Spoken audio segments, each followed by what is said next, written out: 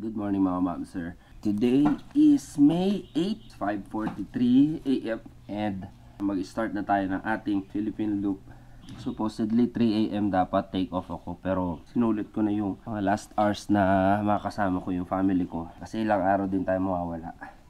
So before we start this journey, I would like to thank Corsa Motorcycle Tires Philippines for making this happen. Medyo late tayo ating first day. Actually wala naman talagang oras na kung anong oras mo sisimulan yung loop. Much better lang kasi kung madaling araw. Pero ito naman, sobrang luwag naman ang time talaga ng Philippine Loop. Pwede mo siyang tapusin ng 20-30 days sa loob ng isang, valid siya sa loob ng isang taon. Okay, so first things first.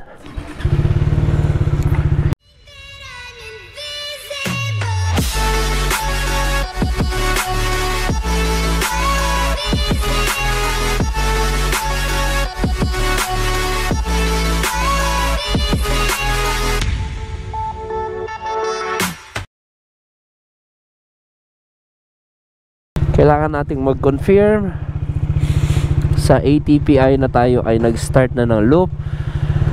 So, una natin gagawin, magpapagas tayo doon sa may electronic na receipt. Ito ang malapit na gas station sa akin, Atlanta Fuel. Boss, full tank. Tapos pahingi resibo. So, labas na natin yung ating passport dito and then fill up pa natin ito pagdating ng resibo. So, start date May 8. Ayan, and then address, electronic gas receipt number, amount loaded, odometer reader, and then iti-text nyo siya dito sa number na to or take a picture of the page, itong page na to, and Viber it to the same number. And then pwede na kayo mag-take off nun. Within 24 hours naman yung confirmation code na ibibigay sa inyo. So okay lang yun kahit mag-take off na kayo after nito. Ayan. Mga kuya, thank you. Thank you po. Thank you po. We are now officially a Philippine Looper. Let's go. Next stop natin is Subic Welcome Arc. Medyo matagal-tagal din itong North Luzon natin na to. 3 or 4 days minimum kaya yan. Pero it's up to you kung i-enjoy mo ng maganda yung mga lugar or kung meron kang nakaset na mga lugar na bibisitahin, na doon ka mag-i-stay, i-experience mo kung anong meron sa kanila. Much better pag ganun. Paano par? Thank you. Mga 3 to 4 days. Par, thank you par. Alright. Subic muna ako ngayon sa Papanik Baguio. Alright. Update na lang par. So ang plano ngayong araw ay hindi tayo mapagod ng sobra para bukas hindi rin tayo malate ulit sa plano natin. So Baguio ang last destination natin today. Doon tayo magpapahinga para bukas papanik tayo ng Atok at bababa tayo ng Lawag. Alright. Kanan tayo. Going to Cabiao and San Fernando, Pampanga. Welcome to Cabiao. Nakikita ko na yung Mount Arayat dun, oh. So maraming salamat nga pala sa sponsor natin ngayong araw, Corsa Motorcycle Tires. Kahit anong gulong pa ang kailangan mo, road tires, race tires, dual sport tire, pang daily, pang off-road, lahat. Palit Corsa mo na yan. Basta kay Corsa, safety mo mahalaga. Wow, napakaganda. Guys, ito ang pinakamalapit na view ng Mount Arayat. Wow. Mexico, Pampanga. What a busy town.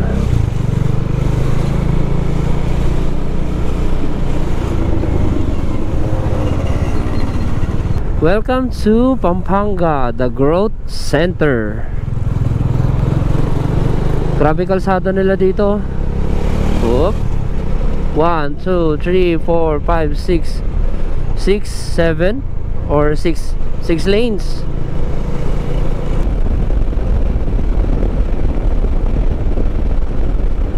Dinalupihan town proper. World War II First Line of Defense Monument, Dinalupihan. Ito pala yon, First Line of Defense. SCTX Mariveles. SCTX tayo.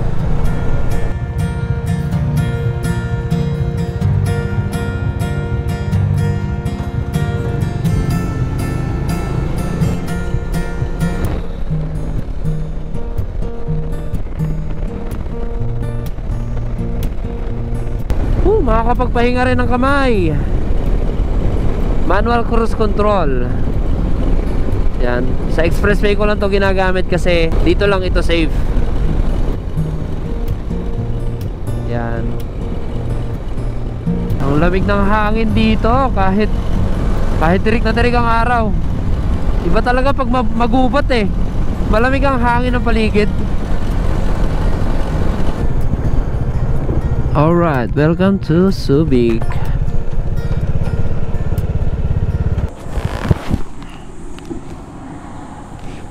Medyo mainit. Pero ganun talaga pag mahilig ka magmotor. Walang mainit, walang malamig, walang umuulan sa'yo. Ride kung ride.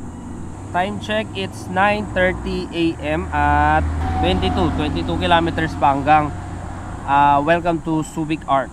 Anyway, shout out and thank you na rin sa lahat ng nag-message at nag-good luck sa atin ngayong umaga. Sir Andrew Stephen Tuazon at si Madam Johanny Roque. Bago ko pala malimutan, naka single visor nga pala tayo. So nagbaon din ako ng extra. Di pala smoke yung nabaon ko, Iridium pala.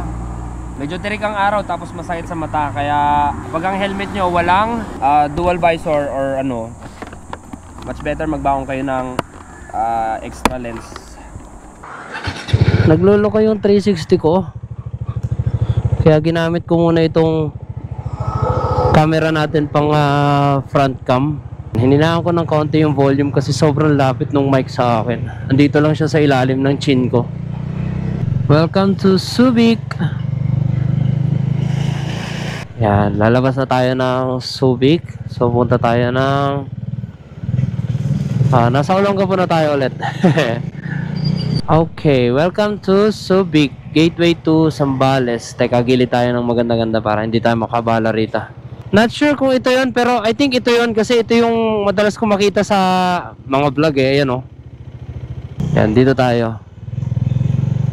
Or eto. Yan. Okay guys, so tapos na tayo dito sa may welcome to Subic Arc.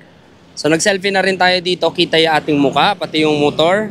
So nasa instructions yan para hindi tayo ma-disqualified. Since magtatanghali na rin naman dito na rin ako maghahanap sa Subic ng makakainan. Talagang sobrang nagutom ako sa init. Welcome to Subic. Tuloy-tuloy ang pagtulong, tuloy-tuloy ang pagsulong. Ito yung isa na welcome arc. Galing naman dito sa Castillejos, Zambales. So nag-photoshoot din tayo dito and makalagpas dito, merong parisan dito sa may gilid. So dyan na rin tayo kumain at tanghalian, magahan. Alright, let's go. Yeah. Oh, ganda ng kapilya oh. Laki. Pinipinturahan. Okay. Yan, meron tayong mga nakasabay na nagpi-Philippine loop din. So sasabay na tayo sa kanila ng takbuhan. Parang magiging guide na rin natin sila, no? Sigurado papunta ng Alaminos din to mga to. Medyo kawawala yung motor natin kasi hindi nakakatakbo ng tulad ng kanila. Grabe takbuhan nila oh. 120, 130.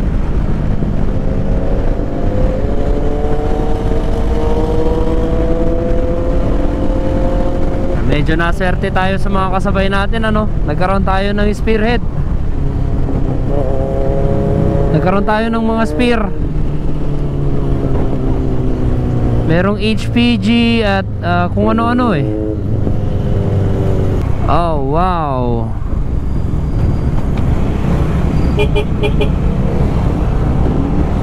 Picture sila dito. Sana ba to?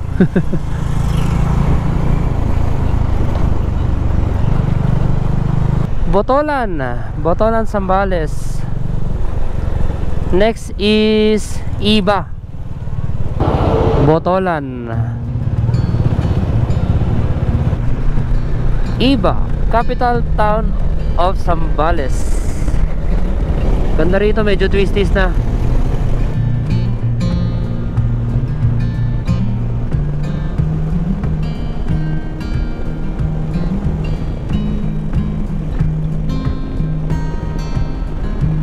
Uy, medyo pricey. Yan o, nagbiblink na parehas yung ating indicator. Galit na yung ating fuel gauge, ano. Nakangiti ako, naka-helmet nga pala ako.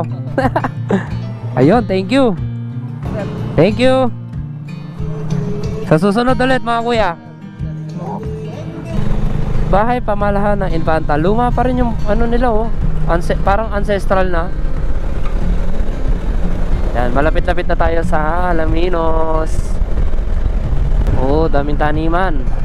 Ay, hindi pala taniman, gawaan pala ng asin. Welcome to Alaminos.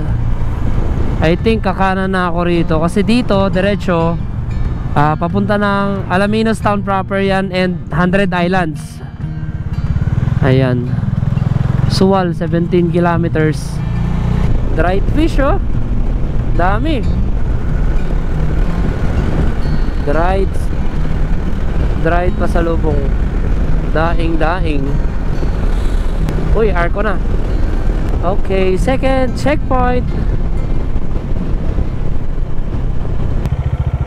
Tama lang ba?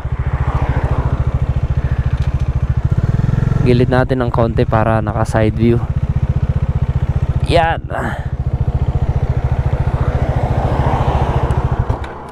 Nahulog yung ano ng tripod ko. Nakakainis.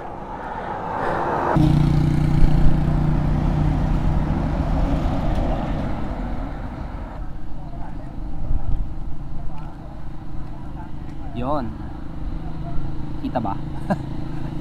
And just like that, tapos na tayo dito sa arko ng City of Alaminos. And then magre-rest na tayo. Kasi ang next checkpoint, Atok, Benguet. So wala tayong alam na matutuluyan doon maliban dito sa condo natin sa Baguio. So doon na tayo mag-stay for the night. And then gigising na lang tayo ng maaga-maaga para bumiyahe papunta ng Atok, Benguet, sa second highest point. Ayan, mga kuya natin doon nagagawa. Shout out sa inyo. Thank you sa time. And nung nag-rest tayo, binigyan pa nila tayo ng ano, no? Akalain mo yun, tayo itong naglilibot at naglalagalag, tas pinamerienda tayo ng mga lokal dito. Mababait. Sayang lang wala akong sticker. Ang dami nang hihingi ng sticker sa akin. Wala akong sticker na mabigay. Sorry. Kaya picture na lang muna mga kuya ko.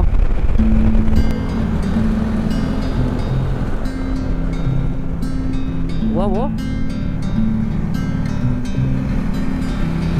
Wow! Woohoo!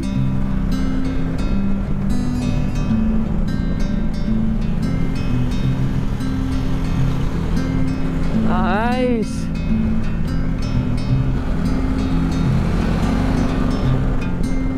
Welcome to Suwal. Yan, lokal ng Suwal. Dito talaga yung maraming tindahan ng mga dried seafoods. Dito yung mura kasi tabi-tabi sila eh. Pagandahan ng presyo lahat yan. Ito na yung mga kasabay natin kanina, mga malalaki, ang big bike. Ayan, paunahin natin sila para may spare tayo ulit. Yun, oh. Woo! Laki.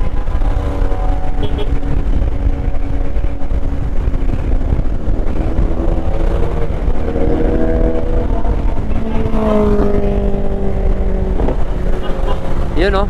Multistrada. Ayan, sasabay na tayo sa kanila ulit. Tingnan natin kung kakayanin natin. Ang bibilis na ito mga to eh. Nag-aabot-abutan lang kami sa daan. Grabe sa bangkingan, lilinis ng gulong nila.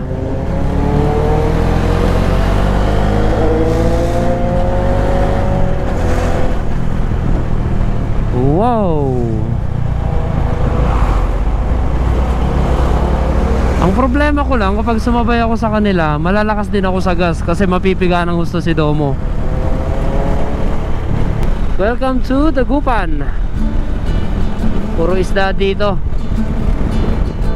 Anong tinda? Talaba at mga prutas. Ang lamig dito kasi matubig ang paligid.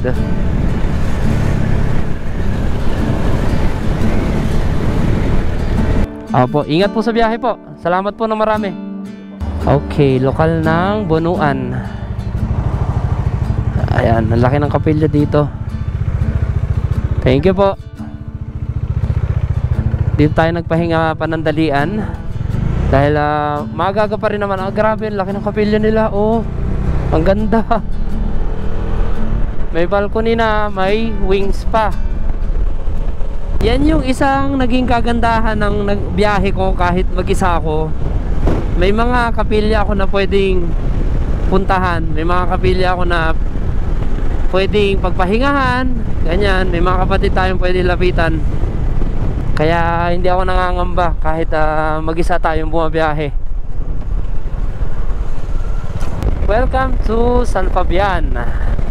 Dito maraming tupig. Basta anything na produkto galing buko, suka, yan, tupig. Parang nagkikrave ako sa tupig. Makabili kaya? Baguio via Quezon. Pwede pa tayong dumaan dito kasi hindi pa naman gabi. Alam ko sinasara nila ito pag gabi. Hindi sila nagpapadaan dito sa Quezon. Naglalagay sila ng karatula rito. Hindi ko rin basta hindi ko alam kung open na ng tuluyan. Kasi based doon sa pagkakadaan namin ni I.M. Jamish, 1 linggo lang yung nakakaraan. Meron pa rin mga ginagawa at meron pa rin mga parte na delikado. Like yung putol pa yung daan.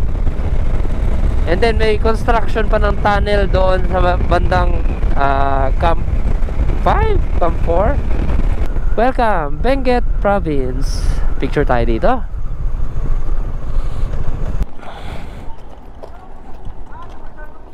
Puro NMAX V2.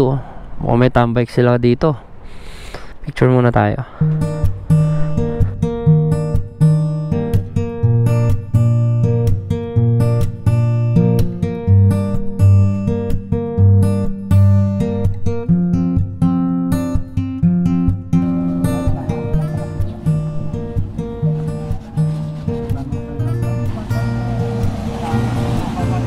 Ayan, so mulan pa. Ito yung ginagawang tunnel eh. Oh. Ayan oh. So mabilis na rin yung pagkakayari nito. Parang isa't kalahating taon simula nung gumuho yung gilid ng bundok. Sakto, walang sarado na yung mga nagtitinda. Ayan, welcome to Baguio Lion's Head. Picture natin ito dito.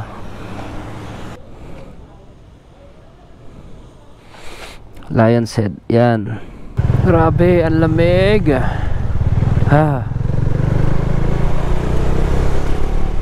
Malamig tapos umambon pa. Pero okay naman na, wala na. Ganyan lang daw talaga pagkahapon. Minsan umaambon, dadaan lang. Camp 7 na tayo. Oh my god, lalim. Oh, okay. Sasamba muna tayo dito. Camp 7, distrito ng Benguet. Sana pwede mag-park sa loob. Pwede pa po. Thank you po. Yan, so bago natin tapusin itong araw na to, maglilingkod muna tayo. Yan, so maraming salamat po sa araw na ito at safe tayong nakarating dito sa Baguio. Okay, so bibihis muna ako. Dito na tayo ngayon sa ating tutuluyan dito sa North Cambridge Condominium, Baguio City. So ito yung kwarto natin, CR. So pagpasensyahan nyo na, medyo nakasettle na ako ng kaunti and ready na ako mag-transfer ng mga files. At ayan, charging na rin mga gadgets natin at preparing na tayo para bukas. Pupunta muna tayo ng night market. So doon na rin ako kakain at yung tripod ko kasi nawala yung cellphone holder, no? So mali talaga na nilagay ko doon kanina yun habang nagta-travel. Papakita ko sa inyo yung naging travel natin today.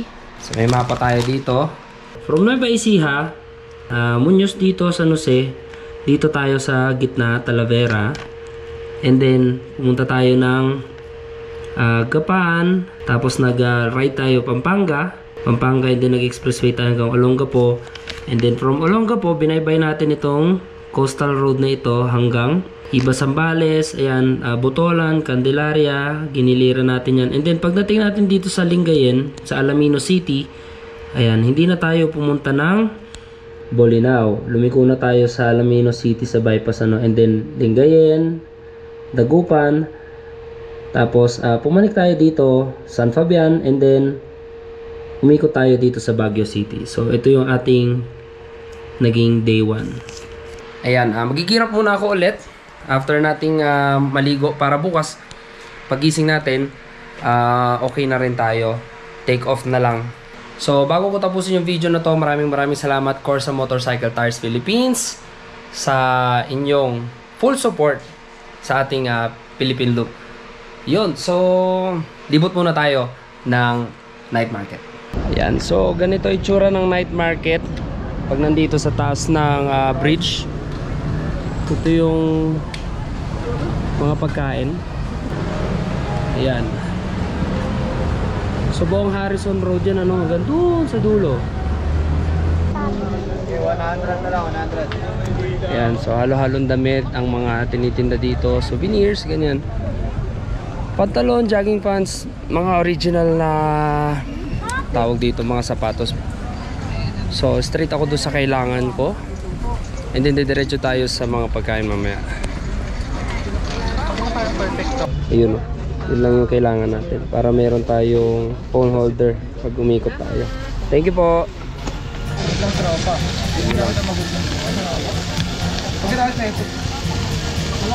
Papapoy mo ba ulit?